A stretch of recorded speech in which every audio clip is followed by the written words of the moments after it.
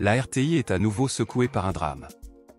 Après la mort tragique de l'animateur Anaconda, c'est au tour de son ami proche, Marie-Dominique Kakou, de disparaître brutalement. Mais qu'est-ce qui se passe réellement dans cette chaîne?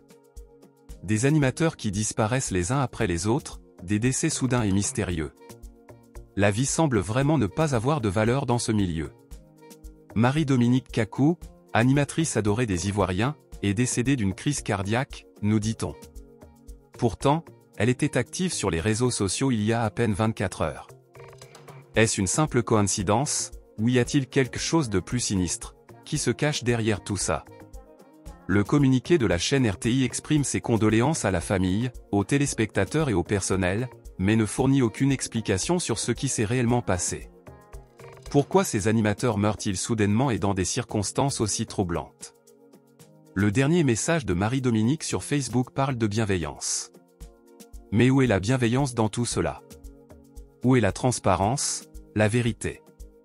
Face à ces décès inexplicables, il est temps que la vérité éclate au grand jour. Les téléspectateurs méritent de savoir ce qui se passe réellement dans les coulisses. Il est temps que la lumière soit faite sur ces tragédies. La vie de ces animateurs n'est pas à prendre à la légère. Marie-Dominique Kakou était bien plus qu'une animatrice de télévision.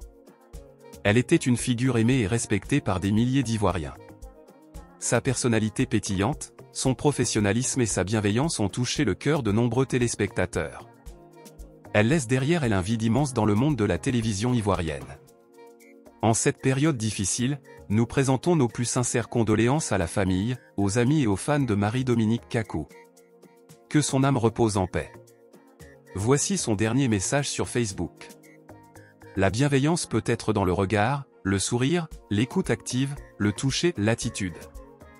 Face à la ruse, la jalousie, la haine, l'ego qui se normalise de plus en plus, la bienveillance est une arme absolue. C'est une vertu à cultiver et à pratiquer sans peur, sans honte et sans modération. Bon lundi mes chouchous. C'était son dernier message. Faisons une minute de silence pour cette grande dame. C'était tout pour cette vidéo. Merci de l'avoir suivi et partagez avec moi vos avis sur le sujet en commentaire. Nous allons mieux en discuter.